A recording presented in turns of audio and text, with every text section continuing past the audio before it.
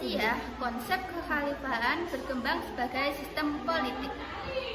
Menurut pandangan para pemimpin dinasti Abbasiyah, kedaulatan yang ada pada pemerintahan khalifah adalah berasal dari Allah, bukan berasal dari rakyat sebagaimana diaplikasikan oleh Abu Bakar dan Umar pada zaman Khulafaur Rasyidin. Hal ini dapat dilihat dengan perkataan Al-Mansur, "Saya adalah sultan Tuhan di atas buminya." Pola pemerintahan yang diterapkan berbeda-beda sesuai dengan perubahan sosial, politik, ekonomi, dan budaya yang terjadi di setiap masa tersebut. Dinasti Abbasiyah dibagi menjadi 5 fase pemerintahan dan sistem politik yang dijalankan oleh dinasti Abbasiyah. 1 adalah para khalifah tetap dari keturunan Arab, sedang para menteri, panglima, gubernur, dan para pegawai lainnya dipilih dari keturunan Persia dan Mawali.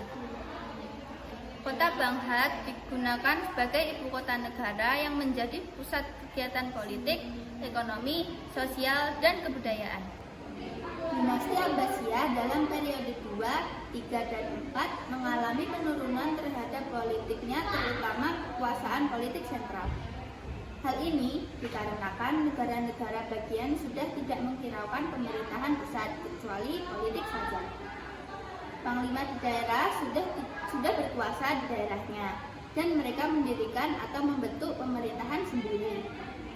Misalnya, dinasti Umayyah yang muncul kembali di Andalusia, Spanyol, dan dinasti Fatimiyah. Pada awal masa berdirinya dinasti Abbasiyah, ada 2 tindakan yang dilakukan oleh para khalifah guna mengamankan dan mempertahankan dari kemungkinan adanya gangguan atau timbulnya pemberontakan, yaitu tindak keras terhadap Bani Umayyah dan pengutamaan orang-orang turunan Persia. Dalam menjalankan pemerintahan, Abbasiyah dibantu oleh seorang wazir, perdana menteri, dan jabatannya disebut dengan wizarat. Sedangkan wizarat terbagi menjadi 2, yaitu wizarat tanfiz dan juga wizarat tafwid.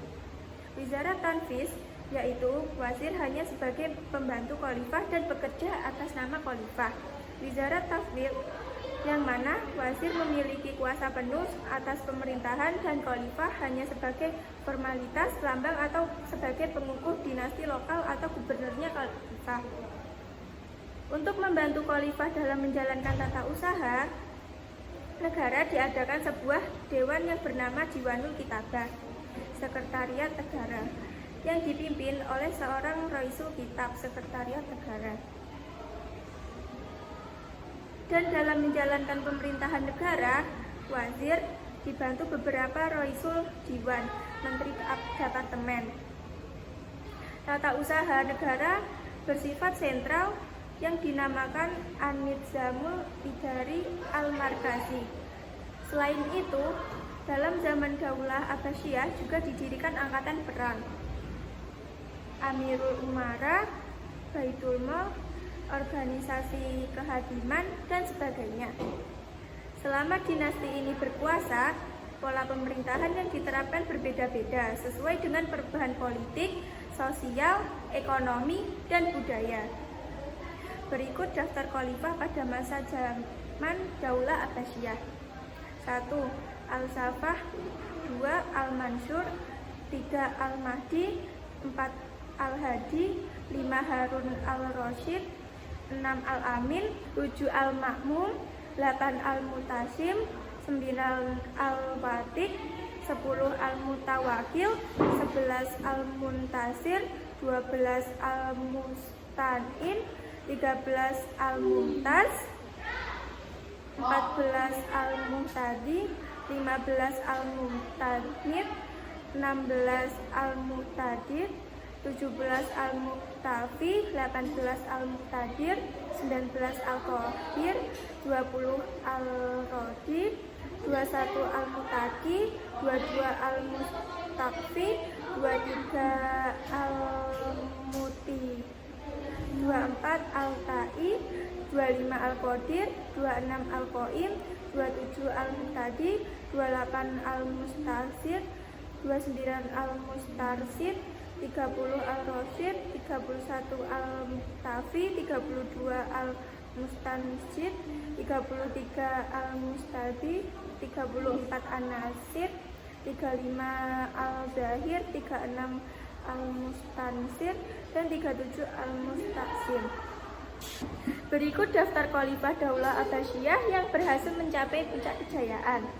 1. Al-Mansur atau Abu Jafar Al-Mansur, 2. Al-Mahdi, 3. Harun Al-Rasyid, 4. Al-Ma'mun, 5. Al-Mutasim, 6. Al-Waqih, 7. Al-Mutawakil. Berikut wilayah yang menjadi pusat perkembangan ilmu di masa Daulah Abbasiyah. 1. Hijaz, Mekah dan Madinah sebagai pusat kegiatan ilmu hadis dan fiqh. 2. Irak, pusat kegiatan ilmu tafsir, hadis, fiqh, bahasa, sejarah, ilmu kalam, filsafat, eksakta. 3. Mesir, kegiatan ilmu pengetahuan berpusat di Masjid Amir, kota Fusah. 4. Syam, Damaskus, Halab, Beirut, dan Masjid Damaskus sebagai lokasi pusat perkembangan ilmu pengetahuan. Sekian presentasi dari kelompok saya, kurang lebihnya mohon maaf. Wassalamualaikum warahmatullahi wabarakatuh.